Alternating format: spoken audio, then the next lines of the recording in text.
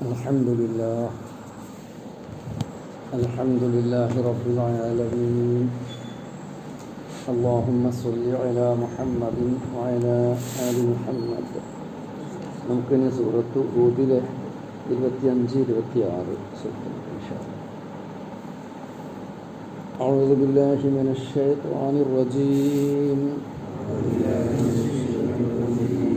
بسم الله الرحمن الرحيم. ولقد أرسلنا نوحا إلى قومه إني لكم نذير مبين.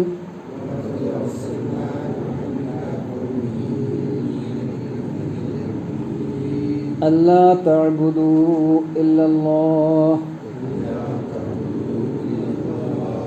إني أخاف عليكم عذاب يوم أليم.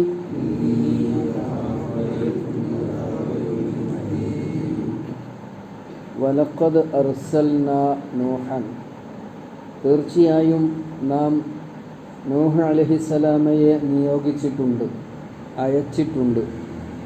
ഇലാ ഖൗമിഹി, തൻ്റെ ജനതയിലേക്ക്. ഇന്നി ലക്കും, അദ്ദേഹം അവരോട് പറഞ്ഞത് തീർച്ചയായും നിശ്ചയമായും ഞാൻ നിങ്ങൾക്ക് നദീറും മുബീൻ, വ്യക്തമായ ഒരു താക്കീതുകാരനാണ്. അല്ലാ തഅബുദു ഇല്ലല്ലാഹ്, നിങ്ങൾ അല്ലാഹുവിനല്ലാതെ വഴിപ്പെടരുത്, അല്ലാഹുവിനെ അല്ലാതെ ആരാധിക്കരുത് എന്ന അറിയിപ്പുമായാണ് ഞാൻ വന്നിരിക്കുന്നത്. അല്ലാ തഅബുദു ഇല്ലല്ലാഹ്, നിങ്ങൾ അല്ലാഹുവിനല്ലാതെ ഇബാദത്ത് ചെയ്യരുത്. ഇനി തീർച്ചയായും ഞാൻ അഖാഫു അലൈക്കും, നിങ്ങളുടെ മേൽ ഭയപ്പെടുന്നു. അദാബ യൗമിൻ അലീം, വേദനിപ്പിക്കുന്ന ഒരു ദിവസത്തെ ശിക്ഷയെ എന്നോട് അർത്ഥം പറയുന്നു. വലഖദ് അർസൽനാ നൂഹൻ ഇലാ ഖൗമിഹി, നാം നൂഹിനെ അദ്ദേഹത്തിൻ്റെ ജനതയിലേക്ക് അയച്ചിട്ടുണ്ട്, നിയോഗിച്ചിട്ടുണ്ട്. ഇന്നീ ലക്കും നദീറും മുബീൻ, അദ്ദേഹം പറഞ്ഞത് ഞാൻ നിങ്ങൾക്ക് വ്യക്തമായ താക്കീതുകാരനാണ് എന്നതാണ്. അല്ലാ തഅബുദു ഇല്ലല്ലാഹ്, നിങ്ങൾ അല്ലാഹുവിനെ അല്ലാതെ ഇബാദത്ത് ചെയ്യരുത്. ഇന്നി അഖാഫു അലൈക്കും, ഞാൻ നിങ്ങളുടെ മേൽ ഭയപ്പെടുന്നു. അദാബ യൗമിൻ അലീം, വേദനിപ്പിക്കുന്ന ഒരു ദിവസത്തെ ശിക്ഷയെ. അല്ലാഹു ആ ശിക്ഷയിൽ നിന്ന് നമ്മയൊക്കെ രക്ഷിക്കുമാറാവട്ടെ. ഇനി മുതൽക്ക് ഏകദേശം 99 വരെയുള്ള സൂക്തങ്ങളിൽ 7 പ്രവാചകന്മാരുടെ ചരിത്രം ലഘുവായി സംക്ഷിപ്തമായി ഉണർത്തുക. എന്തിനാ അത് ഉണർത്തുന്നത്? നൂഹ് നബി അലൈഹിസ്സലാം മുതൽക്ക് 7 പ്രവാചകന്മാരുടെ, നൂഹ് നബി അലൈഹിസ്സലാം, ഹൂദ് നബി അലൈഹിസ്സലാം, സ്വാലിഹ്, ഇബ്രാഹിം, ലൂത്ത്, ശുഐബ്, മൂസ അലൈഹിമുസ്സലാം, ഇവരുടെ എല്ലാവരുടെയും ചരിത്രം സംക്ഷിപ്തമായി ഉണർത്തുന്നത് നബി സല്ലല്ലാഹു അലൈഹി വസല്ലമയെ അറിയിക്കുകയാണ്. പ്രവാചകന്മാരാരും പട്ടുവിരിച്ച പാതയിലൂടെ നടന്നവരല്ല, അതിന് നടക്കാനുള്ളൊരവസരം അവർക്കില്ല. അവർ ഒരുപാട് പ്രയാസങ്ങൾ അനുഭവിച്ചുകൊണ്ട് തന്നെയാണ് ഈ സത്യാസത്യ സംഘട്ടനത്തിൽ, സംഘർഷത്തിൽ, സമരത്തിൽ സത്യത്തോടൊപ്പം ഉറച്ചു നിന്നിട്ടുള്ളത്. ആ ഒരു ബോധം പ്രവാചകൻ സല്ലല്ലാഹു അലൈഹി വസല്ലമയിൽ അദ്ദേഹത്തിന് ഇല്ലാഞ്ഞിട്ടല്ല, അദ്ദേഹത്തിന് ആ ഒരു ബോധമുണ്ട്. പ്രവാചകത്വം എന്ന് പറയുന്നത് കുട്ടിക്കളിയല്ല. അതങ്ങനെ പട്ടുവിരിച്ച വഴിയിലൂടെ നടക്കാൻ കഴിയുന്ന ഒരു ഏർപ്പാടല്ല എന്നൊക്കെ അദ്ദേഹത്തിന് ബോധ്യമുള്ളതോടൊപ്പം പൂർവ്വപ്രവാചകന്മാരുടെ കഥ ഉണർത്തുകയാണ്. ഈ സമരം സത്യവും അസത്യവും തമ്മിൽ, ധർമ്മവും അധർമ്മവും തമ്മിൽ, ഏകദൈവത്വവും ബഹുദൈവത്വവും തമ്മിൽ, നീതിയും അനീതിയും തമ്മിൽ എല്ലാ പ്രവാചകന്മാരുടെ കാലത്തും സമരമുണ്ടായിട്ടുണ്ട്, സംഘർഷമുണ്ടായിട്ടുണ്ട്, ചിലപ്പോഴൊക്കെ സംഘട്ടനവും ഉണ്ടായിട്ടുണ്ട്. ചില പ്രവാചകന്മാരൊക്കെ ഈ സമരത്തിൽ ഭൗതികമായ അർത്ഥത്തിൽ പരാജയപ്പെട്ടിട്ടുണ്ട്. എന്താ ഭൗതികമായ അർത്ഥത്തിൽ പരാജയപ്പെടുക എന്ന് പറഞ്ഞാൽ? കൊല്ലപ്പെട്ടു. അവർക്ക് അവരുടെ ദൗത്യം നിർവഹിച്ച് വിജയം നേടാൻ സാധിക്കുന്നതിൻ്റെ മുമ്പ് കൊല്ലപ്പെട്ടു. യഹ്യാ നബി അലൈഹിസ്സലാം, ഇലിയാസ് നബി അലൈഹിസ്സലാം തുടങ്ങിയ പ്രവാചകന്മാരൊക്കെ അവരുടെ പ്രതിയോഗികളാൽ കൊല്ലപ്പെട്ടവരാണ്. എന്നാൽ അവർ കൊല്ലപ്പെട്ടു എന്നുള്ളത് അവരുടെ ദീനീയായ അർത്ഥത്തിലുള്ള പരാജയമല്ല. അങ്ങനെ പ്രവാചകന്മാരെ കൊന്നാൽ പ്രവാചകന്മാരല്ല തോൽക്കുന്നത്, കൊന്നവരാ തോറ്റത്, അവരാണ് തോറ്റത്, അവരാണ് പരാജയപ്പെടുന്നത്. പ്രവാചകന്മാർക്ക് അവരുടെ സന്ദേശവുമായി മുന്നോട്ട് പോകാൻ പറ്റാത്തൊരു സാഹചര്യം ഉണ്ടാക്കുകയും അവരെ കൊല ചെയ്യുകയും ചെയ്താൽ യഥാർത്ഥത്തിൽ പരാജയപ്പെടുന്നത് ഈ കൊലയാളികളായിരിക്കും, പ്രവാചകന്മാരല്ല. രക്തസാക്ഷികളല്ല പരാജയപ്പെടുന്നത്, രക്തസാക്ഷികളാക്കിയവരെയാണ്. ആരാണ് അവരെ വധിച്ചത്, അവർക്കാണ് പരാജയമുണ്ടാവുക എന്നൊരു സംഗതി ഉണർത്തുന്നുണ്ട്. ഇത് നബി സല്ലല്ലാഹു അലൈഹി വസല്ലമയെ അറിയിക്കുകയാണ്.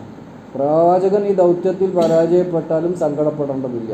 അദ്ദേഹമല്ല പരാജയപ്പെടുന്നത്, അദ്ദേഹത്തെ പരാജയപ്പെടുത്താൻ ശ്രമിച്ച ജനതയായിരിക്കും. അതോടൊപ്പം ആ ജനങ്ങളെയും അറിയിക്കുകയാണ്, പ്രവാചകനെ നിങ്ങൾ തോൽപ്പിച്ചാൽ തോൽക്കുന്നത് അദ്ദേഹമാവില്ല, നിങ്ങളായിരിക്കും. ഒരുപക്ഷെ പൂർവികരായ നൂഹ് നബി അലൈഹി സ്വലാമയുടെയും ഹൂദ് നബി അലൈഹി സ്വലാമയുടെയും സ്വാലിഹ് നബി അലൈഹി സ്വലാമയുടെയും ഇബ്രാഹിം നബി അലൈഹി സ്വലാമയുടെയും ലൂത്ത് നബി അലൈഹി സ്വലാമയുടെയും ഷുഐബ് നബി അലൈഹി സ്വലാമയുടെയും ഒക്കെ ജനതക്കുണ്ടായ കടുത്ത ശിക്ഷ, നിങ്ങൾ ഈ നിലപാട് തന്നെ ഉറച്ചു നിന്നാൽ നിങ്ങളെ അള്ളാഹുവിൻ്റെ അതികഠിനമായ ഒരു ശിക്ഷ പിടികൂടാനുള്ള സാധ്യതയുണ്ടെന്നും പ്രതിയോഗികളെ അള്ളാഹു സുബ്ഹാനഹു വ തആല ഉണർത്തുകയാണ്. അതാണ് ഇവിടെ എടുത്തു പറയുന്നത്. ഇവരെ ഉണർത്തുന്നതും അത് തന്നെയാണ്. വലഖദ് അർസൽനാ നൂഹൻ ഇലാ ഖൗമിഹി, നൂഹിനെ നിയോഗിച്ചിട്ടുണ്ട്. ഇനി ആ ചരിത്രം ഞാൻ പറയേണ്ടതില്ല, നമ്മൾ സൂറത്തു യൂനുസിലും അല്പം അത് പഠിച്ചിട്ടുണ്ട്, നൂഹ് നബി അലൈഹി സ്വലാമയുടെ ചരിത്രം. നമുക്ക് ഏകദേശം ഒരു ധാരണയുമുണ്ട്. അപ്പോൾ നബി സല്ലല്ലാഹു അലൈഹി വസല്ലമയെ ഉണർത്താൻ നൂഹ് നബി അലൈഹി സ്വലാമയുടെ സ്ഥിതി എന്തായിരുന്നു, എത്രത്തോളം പ്രയാസപ്പെട്ടിട്ടുണ്ട് അദ്ദേഹം. ദീർഘകാലം പ്രവാചകത്വവുമായി ജനങ്ങളിൽ പ്രവർത്തിച്ചു. ഇവിടെ അവസാനം എന്താ ഉണ്ടായത്, അദ്ദേഹത്തിൻ്റെ മകനടക്കം അദ്ദേഹത്തിൻ്റെ എതിരാളിയാവുകയും അള്ളാഹുവിൻ്റെ ശിക്ഷയ്ക്ക് വിധേയനാവുകയും ചെയ്തു. ഇതുതന്നെയാണ് മറ്റ് പ്രവാചകന്മാരുടെയൊക്കെ അവസ്ഥ. പ്രവാചകന്മാർ ഒരു ജനതയിൽ ഉണ്ടാവുകയും ആ ജനത നശിപ്പിക്കപ്പെടുന്നതിനുള്ള തങ്ങളുടെ അർഹത തെളിയിക്കുകയും ചെയ്താൽ പ്രവാചകനെയും അദ്ദേഹത്തിൻ്റെ കൂടെ വിശ്വസിച്ചവരെയും അല്ലാഹു തആല രക്ഷപ്പെടുത്തും. എന്നിട്ട് ബാക്കിയുള്ള ജനതയെ മുക്കിക്കൊല്ലുകയും ചെയ്യും. മുക്കിക്കൊല്ലല്ല, മുച്ചൂടും നശിപ്പിക്കും. നബി അലൈഹി സ്വലാമയുടെ ജനതയെ മുക്കിക്കൊല്ലും. ആ ഒരു കാര്യം നബി സല്ലല്ലാഹു അലൈഹി വസല്ലമയെയും അറബികളെയും ഉണർത്തുകയാണ് ഇവിടെ ഈ കാര്യം എടുത്ത് ഉദ്ധരിക്കുന്നതിൻ്റെ അതാണ് അതിൻ്റെ പൊരുൾ. വലഖദ് അർസൽനാ നൂഹൻ ഇലാ ഖൗമിഹി, എന്നിട്ട് അദ്ദേഹം പറയാം, ഇന്നി ലക്കും, നിശ്ചയം ഞാൻ നിങ്ങൾക്ക് നദീർ മുബീൻ, വ്യക്തമായ ഒരു താക്കീതുകാരനാണ്. ഞാൻ വെറുതെ എന്തെങ്കിലും പറയല്ല, തെളിവിൻ്റെ അടിസ്ഥാനത്തിലും ന്യായത്തിൻ്റെ അടിസ്ഥാനത്തിലും എനിക്ക് ലഭിച്ച അറിവിൻ്റെ അടിസ്ഥാനത്തിലും സംശയത്തിന് പഴുതില്ലാത്ത വിധത്തിൽ ഞാൻ നിങ്ങളെ ഉണർത്താൻ. മുബീൻ എന്ന് പറഞ്ഞാൽ അതാണല്ലോ, മുബീൻ എന്ന് പറഞ്ഞാൽ വ്യക്തമായത്, സ്പഷ്ടമായത് എന്നൊക്കെയാണ്. അതിൽ പറയുന്ന പ്രവാചകൻ ഒരു ആശയക്കുഴപ്പമില്ല, ഇത് ശരിയാവില്ലേ, അങ്ങനെയൊന്നുമില്ല. അദ്ദേഹത്തിൻ്റെ ദൗത്യവുമായി ആ വ്യക്തമായ താക്കീതുമായി മുന്നോട്ട് പോവുക. എന്താണ് മുഖ്യ ദൗത്യം അദ്ദേഹത്തിന്? അല്ലാ തഅ്ബുദു ഇല്ലല്ലാഹ്. നൂഹ് നബി അലൈഹി സ്വലാമയുടെ കാലത്താണ് വിഗ്രഹാരാധന വല്ലാതെ ഷിർക്ക് വല്ലാതെ വ്യാപിച്ചത് എന്ന് പറയപ്പെടുന്നുണ്ട് ചരിത്രത്തിൽ. അദ്ദേഹത്തിൻ്റെ ജനതയാണ് അത് തുടങ്ങി വെച്ചത് എന്ന് പറയുന്നുണ്ട്. അതിൻ്റെ ആദം നബി അലൈഹി സ്വലാമിൻ്റെയും നൂഹ് നബി അലൈഹി സ്വലാമിൻ്റെയും ഇടയിൽ ഏകദേശം 2000 കൊല്ലത്തെ കാലമുണ്ടാകും. അതിനടക്കം ചില പ്രവാചകന്മാർ വന്നിരിക്കാം, അല്ലാഹു അലം. ഖുർആൻ പരാമർശിച്ചിട്ടില്ല, സാധ്യതയുണ്ട്. ഇപ്പോൾ നൂഹ് നബി അലൈഹി സ്വലാമയുടെ ജനതയിൽ ഈ ബഹുദൈവത്വം അല്ലാതെ വ്യാപിച്ചപ്പോൾ അവരെ ഉണർത്തുകയാണ്, നിങ്ങൾ ഈ ബഹുദൈവങ്ങളുടെ മുന്നിൽ പൂജാ വഴിപാടുകൾ നടത്തുക, അവരുടെ പൂജാരിമാർ പറയുന്നത് ദൈവവചനമായി സ്വീകരിക്കുക, ഇതൊന്നും ശരിയാണെന്നല്ല പാടല്ല, അടുത്ത തെറ്റാണ്. അതുകൊണ്ട് അല്ലാ തഅ്ബുദു, നിങ്ങൾ ആരാധിക്കരുത്, അല്ലെങ്കിൽ നിങ്ങൾ വഴിപ്പെടരുത്. ഇയ്യാക നഅ്ബുദു, നിനക്കല്ലാതെ ഞങ്ങൾ വഴിപ്പെടല്ല, അതിൽ പെട്ടു. നീ ആരാധന എന്ന് പറഞ്ഞാലും അനുസരണം എന്ന് പറഞ്ഞാൽ അവിടെയൊക്കെയുള്ള തർക്കം ആശയക്കുഴപ്പമുണ്ടാവുക. അങ്ങനെയൊന്നും തർക്കത്തിന് ആശയക്കുഴപ്പത്തിന് അല്ലാഹുവിനല്ലാതെ വഴിപ്പെടരുത്. ചെറുതും വലുതുമായി നമ്മൾ ഇടപഴകുന്ന എല്ലാ കാര്യത്തിലും നമ്മൾ വഴിപ്പെടേണ്ടത്, നമ്മൾ അംഗീകരിക്കേണ്ടത് അള്ളാഹുവിൻ്റെ നിയമങ്ങളായിരിക്കണം. അല്ലാ തഅ്ബുദു ഇല്ലല്ലാഹ്, അള്ളാഹുവിന് ഇബാദത്ത് ചെയ്യണം എന്നുള്ളതിനേക്കാൾ അർത്ഥം ഗൗരവം മനസ്സിലുണർത്തുന്ന കാര്യമാണ് അള്ളാഹുവിനെ അല്ലാതെ ഇബാദത്ത് ചെയ്യരുത്. കലിമത്ത് തൗഹീദ് അങ്ങനെ തന്നെയാണല്ലോ.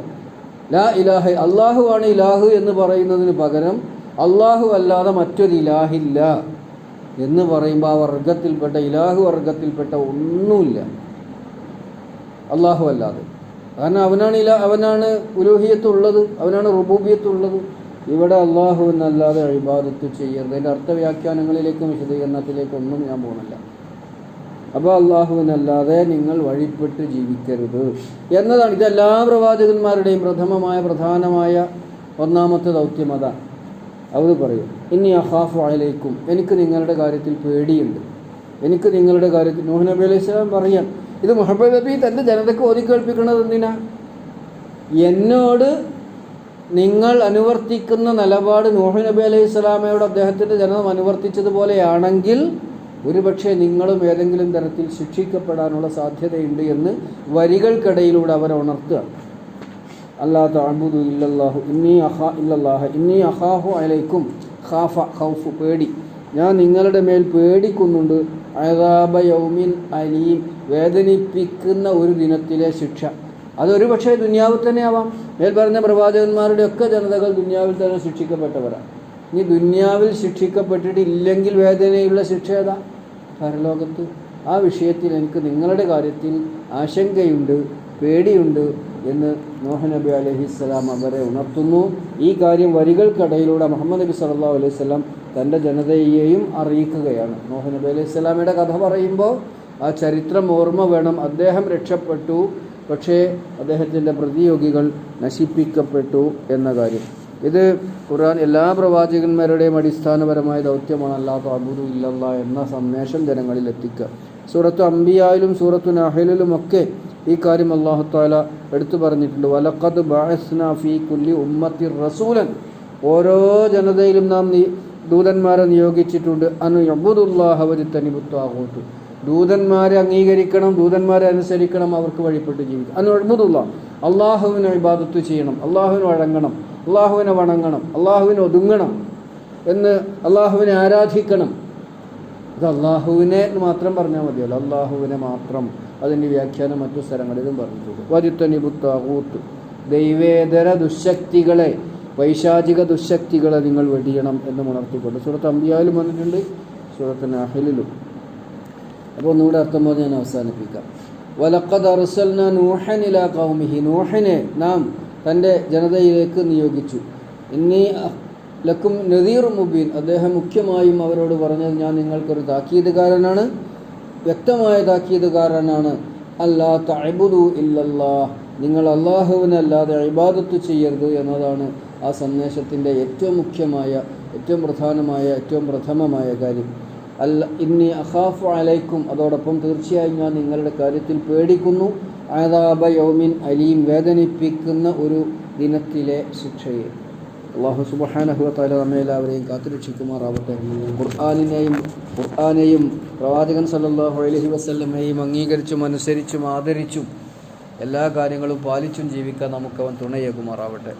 ربنا ظلمنا أنفسنا وإن لم تغفر لنا وترحمنا لنكونن من الخاسرين. ربنا اصرف عنا عذاب جهنم إن عذابها كان غراما إنها ساءت مستقرا ومقاما. ربنا آتنا في الدنيا حسنة وفي الآخرة حسنة وقنا عذاب النار والحمد لله رب العالمين.